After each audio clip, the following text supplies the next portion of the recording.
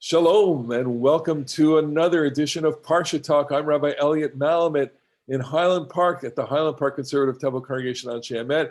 And joining me as always, my good friends, Rabbi Barry Chesler, Solomon Schechter Day School, Long Island, Rabbi Jeremy Kalmanovsky, Anshe Chesed, New York. We are recording this on Thursday. It's been a very, very tough week for Israel, for the Jewish people.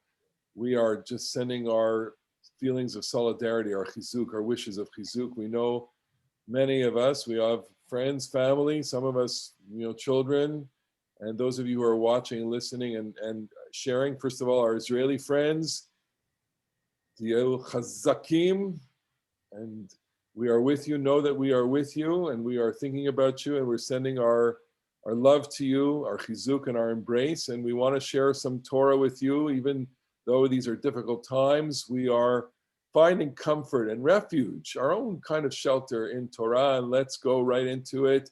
Bemidbar is this week, Parasha Bemidbar. We're starting a new book.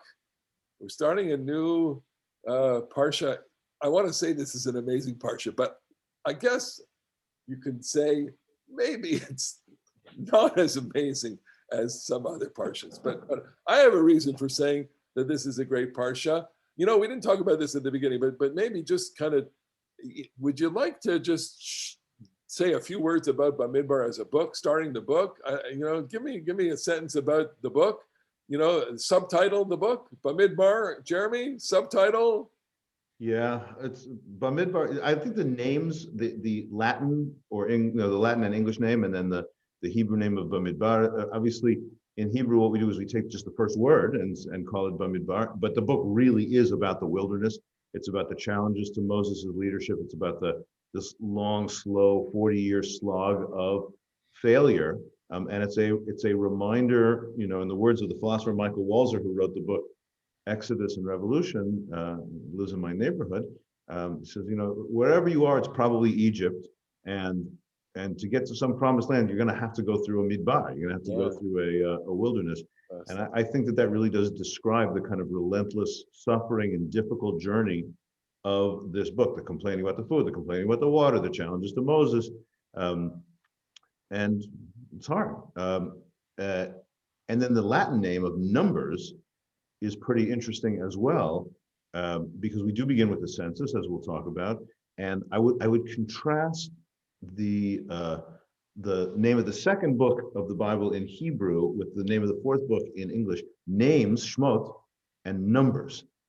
In a sense, I would say, maybe it's a little homiletical, that the greatness of Shmot is like, it's about the individual people, each person matters. And maybe this one is about the collective, the mass of Numbers. And maybe that's a little less intimate or less personal. I will confess that if I'm not editing the Torah, but Bemidbar is not. It's one of the five best books of Moses. Okay, Barry Chesler, give us your narrative arc of Bemidbar, or your subtitle, or any kind of description. Well, obviously the subtitle is Numbers, but I want to look at it in a different way.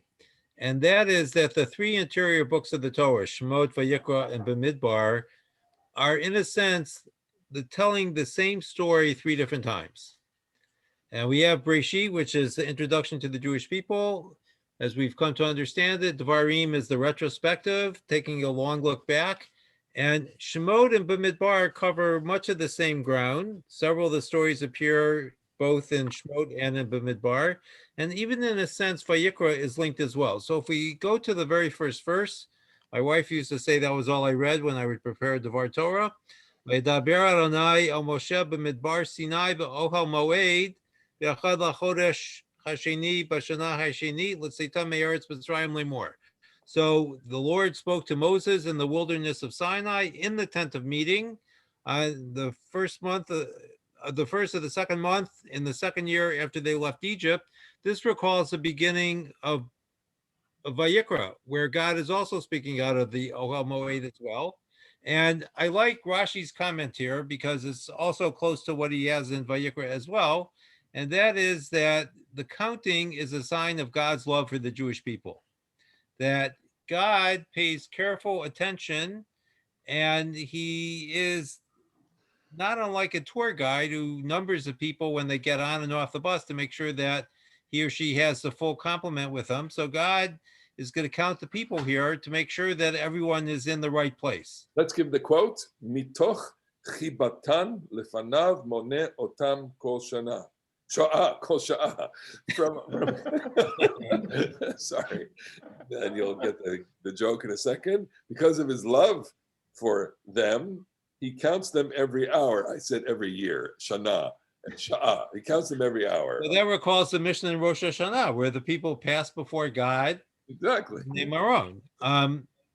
So I think that Bemidbar is paradoxically supposed to provide us some comfort, even though, as Jeremy mentioned, the stories are so disturbing. The Jewish people don't really come off well until the very end, when they are able to enter a battle and leave without any casualties. But this book is a struggle from almost beginning to end. Well, it's politics. It's the messiness of life, and we've talked about those themes. Last year we talked about a lot of that. It's also the Levitical book, the book of the Levites. If Leviticus is the book of the Kohanim, Bamidbar really is the Torah Leviim. But that's a different story. I want to go back to the Rashi, and I want to talk about counting, and I want to talk about information, because what we see in the first two chapters, especially with the census, is this conveyance of information. So my proposition here is that there is something in the way that the Torah conveys statistical information that is different from the way that we as modern people encounter statistical information today. And I suggest that there's a difference between the narration of information and the visual display of quantitative information. We are so used to seeing graphs and charts and infographics. Go turn to, every day I look at the statistics of vaccinations and COVID cases, etc. And you're seeing, lots and lots of artistry and creativity in the way that we convey information visually. The Torah is not a visual book. The Torah is a narrative. What you need for that kind of visual presentation are numerals. Yes. Right? We have words. All the numbers are counted, are written out. Right? And so it raises a question, when did the Hebrew letters come to be numerals in Hebrew? It's a fascinating question, and I think this is a history of language question. It's a history of arithmetic and display. I mean, I think wouldn't we do better? Let's say, just want to fast forward to the end of the parsha. Parsha Maseh, right? All the different places that the people went. I'd like a map, please. Can you illustrate that for me on a chart? It's so much more accessible, and yet having information delivered to us in a narrative means that this is a story, and that this is our story, and that we communicate, and we are taken seriously on the basis of the way that we narrate stories. And part of narrating stories is, at least in our case, we're going to chant this. I mean, you're going to get it in shul, this Shabbos, and you're going to say, here are the different things. Livnei God, tolotam lemishmotam leveit avotam lemispar shemot, miben esrim shana v'mala kol yosei tzava pekudehem namate God, hamishav arba'im elef, sheish me'ot hamishim. I mean, you can't get too romantic about it. Well, no, you can, because what the story presentation here shows us, because each tribe is going to be portrayed in the same way, and it has the same music, so we're having the theme repeated over and over again. And that creates a different story, because what we have here is a story of harmony. This is a dramatic reading of a community becoming a community by being counted.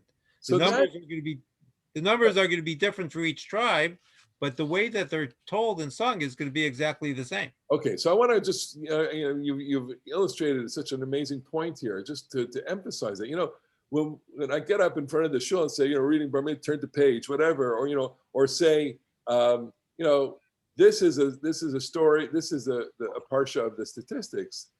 That doesn't say what you just said, right? There's more here, and we overlook the details and the chanting and the music and the harmony and the idea behind it, the same way that, for example, in the end of Shmot, by Yaakov Pakude, I mean, you're talking about the Mishkan, and I mean, how many times I have to talk about the Mishkan, and it's the details are overwhelming, and yet there's a rhapsody here. There's a romantic element to the details of our rich history, even though they are just so mundane. Jeremy? No, Barry, I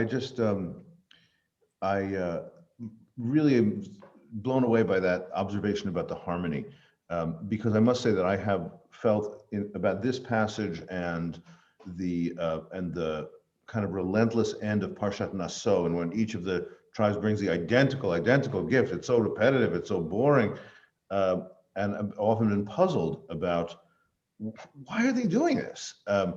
But by referring to the way that we present it, parentheses, we in an Ashkenazi shul by our styles of reading, I don't know what it sounds like. I don't know. Of course, I can't know what it sounded like in ancient times, and I don't know what it sounds like in maybe Mizrahi settings who don't read the trope in the same style that we do. But the vibe and the feeling that what you just said really opened it up for me, as a presentation of unity and as a visual presentation.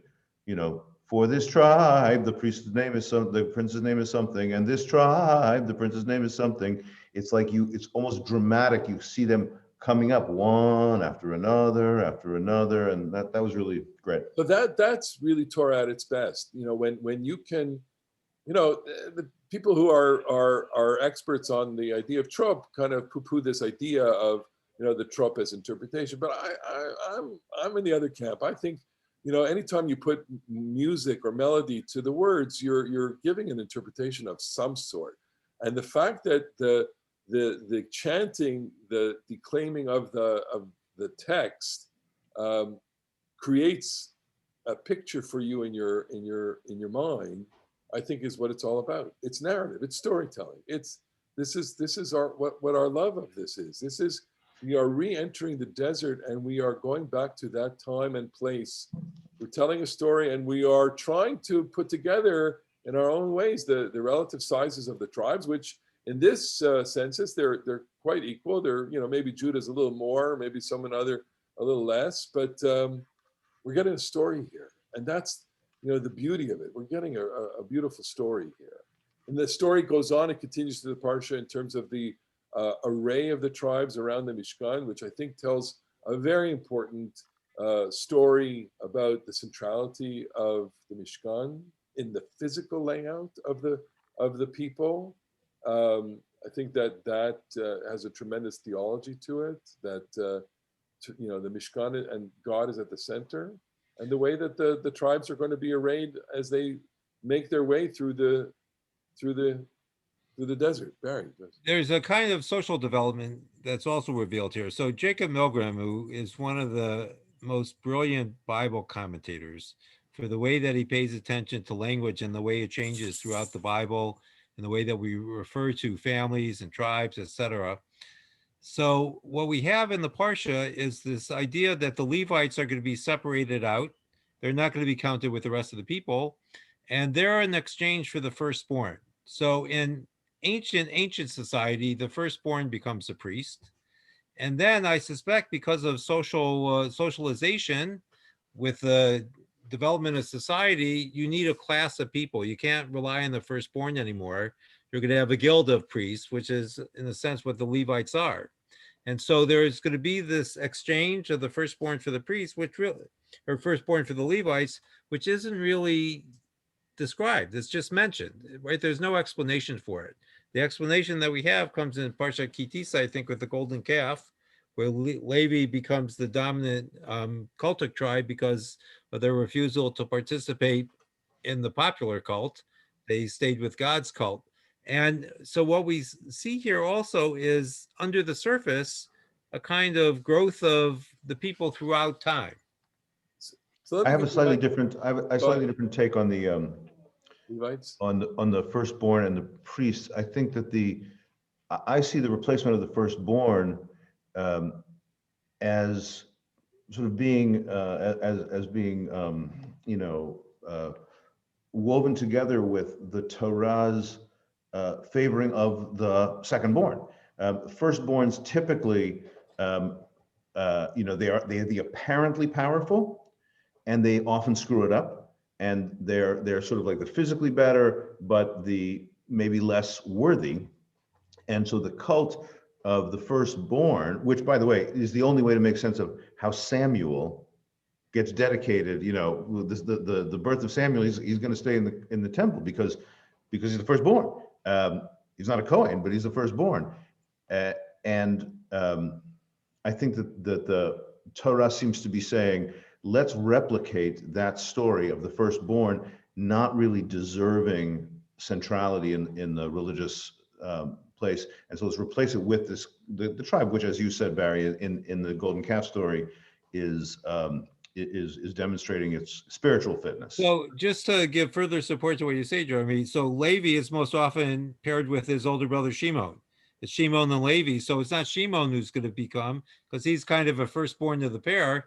It's going to be the secondborn Levi as well. Well, I'd like to offer not a rebuttal, but maybe a davar acher, an alternate way of looking at this, which is through very practical eyes, which is it's unsustainable to take the firstborn out of every family. It creates a tremendous disruption within the systems of families. You know, we all have children, so imagine if you know you had to. It's not sacrifice your child, although it could have been a kind of sacrifice of your firstborn, and certainly in the use of that kind of thing. When, let's say, you own a business, or you are dependent on some kind of succession, and the family dynamic is altered to such an extent that I think it's quite ruptured by the preference for the firstborn and the prerogative of the firstborn going off to serve the temple.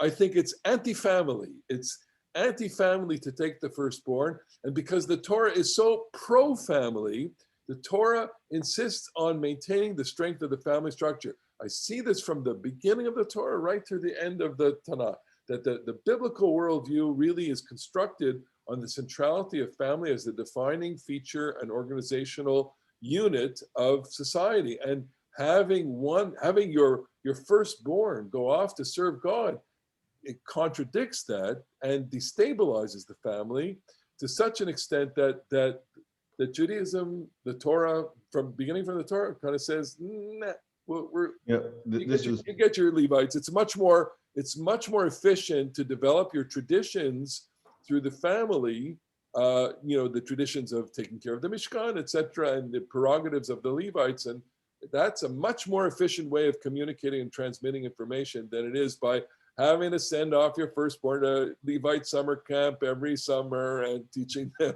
how to do it. It's very inefficient to do that. What you said right now is a great illustration that when we interpret the Torah, you know, there's so many different kind of styles. I had a great meeting with a bat mitzvah kid today who said the fabulous thing. Wow, I couldn't imagine we could get so much out of 4 little paragraphs in the Torah. Is that something? There's so much we can do, and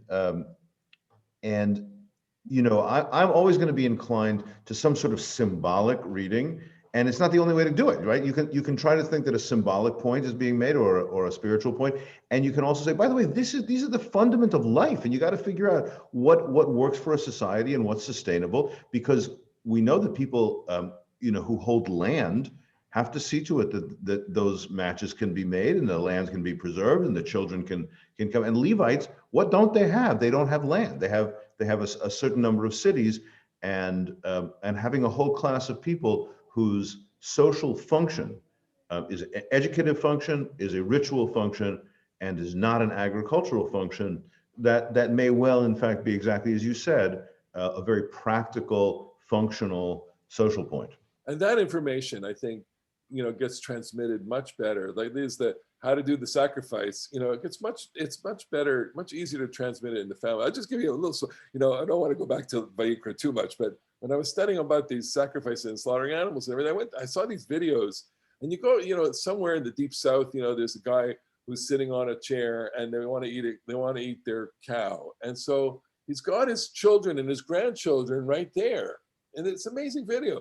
And kills the cow, and the kids are all there, and they're learning, when they're 4 or 5, how to skin the cows. It's gross and disgusting to us, but these the kids are enthralled, and when you learn from that age to do that, then you're learning the trade. It comes to you naturally. It's not an accident that in the society that existed prior to our highly diversified society, that professions were passed down, parent to child, mostly father to son. They were guilds, but there were also people, you want to learn how to estimate a building, watch me. You want to learn how to cook up a formula, watch me. You want to learn how to, it's not an accident. I would hesitate on the father to son thing, because obviously that is true, but I would add that, women also had domestic trades. When we talk about what do you call it, the Eshet Chayil, she is seen as making textiles, and that was an enormously necessary job that must have been passed similarly, mother to daughter. And food preparation, how you grind, how you bake. I read this article once, not long ago, about the incredible economic importance of textile making. The person who wrote this article, I'm forgetting a lot of the details, but this one thing that really stuck with me.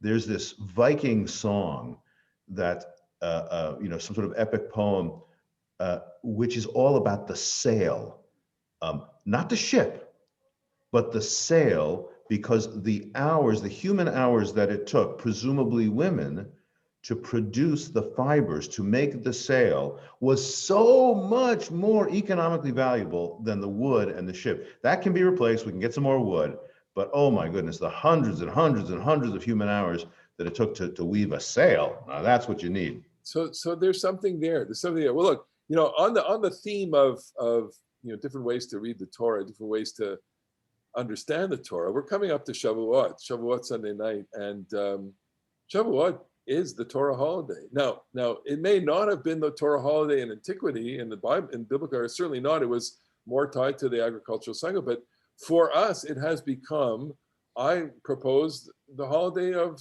the rabbis. It's the holiday of celebrating the study of Torah. No holiday does it like that. And my question really to both of you is, how have you seen Shavuot in your lifetimes? What's going on? Or as Seinfeld would say, what's the deal with Shavuot? What's the deal? Who would say that? Jerry Seinfeld, what's the deal with, what, like, the joy Well, of studying I think it Torah. reflects a change perhaps in the way that Amcha understands Torah. Because the first fruits originally, as you alluded to, was an agricultural product. And now our first fruits, in a sense, is the Torah. And just to stay with this image for a moment, that with the first fruits, we could begin to think about what the harvest will be.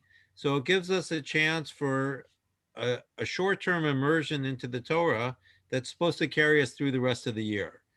The Tikkun, which is a kind of concentrated study that takes place in many synagogues and social institutions in the Jewish community, gives a lot of people an entree into the formal study of Torah in its widest meaning, because the topics and texts range, as we were talking before the show, from Yiddish literature to rabbinic texts, biblical texts, and it's supposed to point towards a larger harvest, which, agriculturally we'll see at Sukkot with Simchat Torah, which is the celebration of the Torah as well. But I kind of see Shavuot as reading a love letter from God.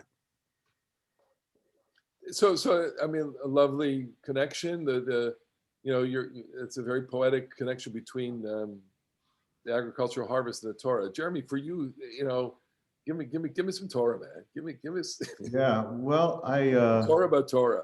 I I mean, I can't say, and I don't really know, like a historical comparison of how things might have changed.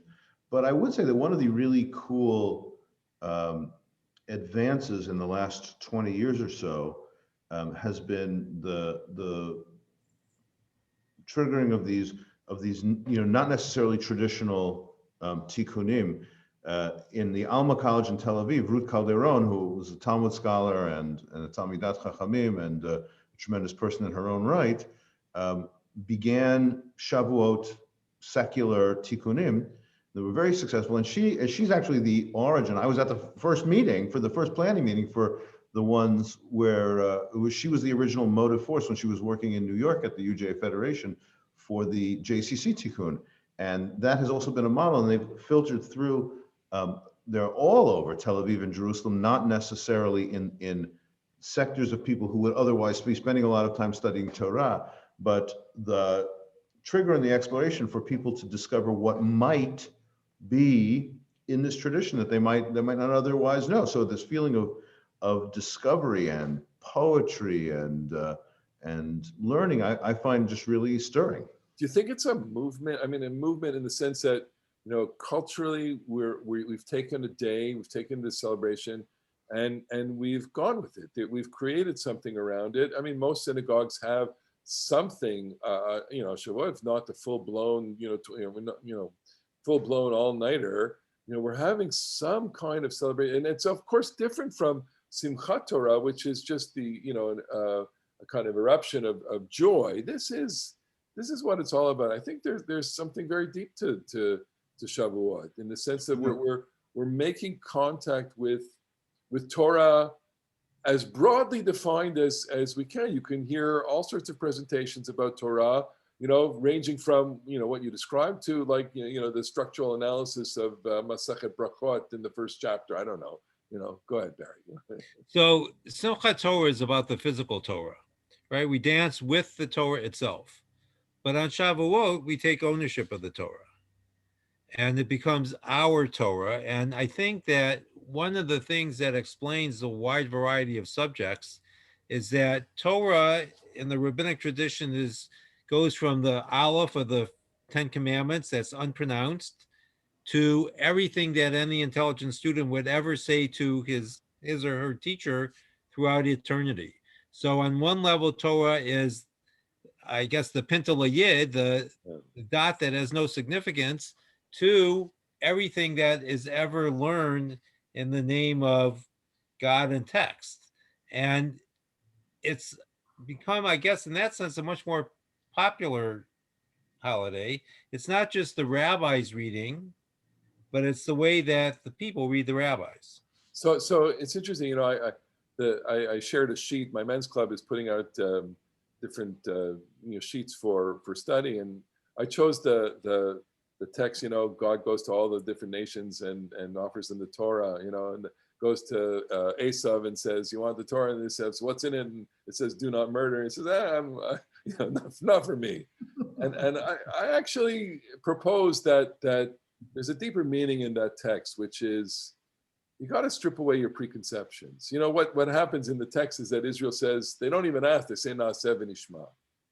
And I think what Torah demands of us, receiving the Torah, Matan Torah, is, just put aside all of your preconceptions, all of your thoughts, all of your inhibitions. And here, I guess we would be speaking to people who are a little shy, a little bit apprehensive. They don't want, they don't want to feel religious. They don't want to feel, they say it's not for me, and so hey, put that aside. There's something beautiful here. There's something gorgeous here. Look at the three of us. We come to this every week with we've got all sorts of different things to say about this, and all different kinds of angles at it. And that's what makes it alive. That's because it's not only our conversation. This goes back to the presentation of information. This is our story. This is our narrative. This is our life. And isn't it beautiful? Isn't it great? Isn't it rich? Isn't it wonderful?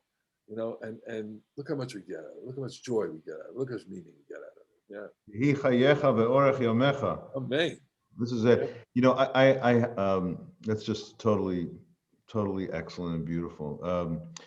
You reminded me of two things. One is there was a statement associated with the Kotzker Rebbe who said, "Why do we call it Matan Torah and not Kabbalat HaTorah? Why do we call it the day of the giving of the Torah, Zman Matan Toratenu, instead of Zman Kabbalat Toratenu, the day of the season of our accepting the Torah?" He says, the Torah was given once, but must be accepted every day. All the time. And it's kind of like you always need to be new. You need to Always need to be new. Fresh. The other thing you reminded me of is that I've never done this because usually, frankly, I'm kind of limping into Shavuot. But what I really want to do, you know, it's always a bit of a, for those of us who, you know, are traditional enough to observe 2 days of Yom Tov, like the second day of Shavuot's a little hard, okay? Because the big day is about the gift of Torah at Mount Sinai, and that's the first day. And so, like, what's the point of the second day of, the second day of Shavuot seems, for me, is sort of naturally less powerful than the second day of.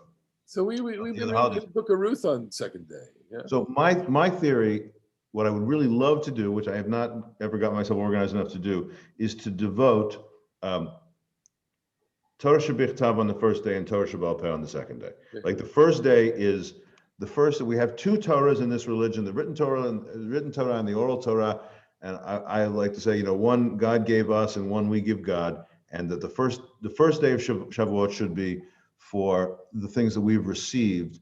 And the second day should be about the human creativity of rabbinic literature. Beautiful, beautiful. Well, you have to let us know how it goes. Sounds good. It won't be this year either. All right.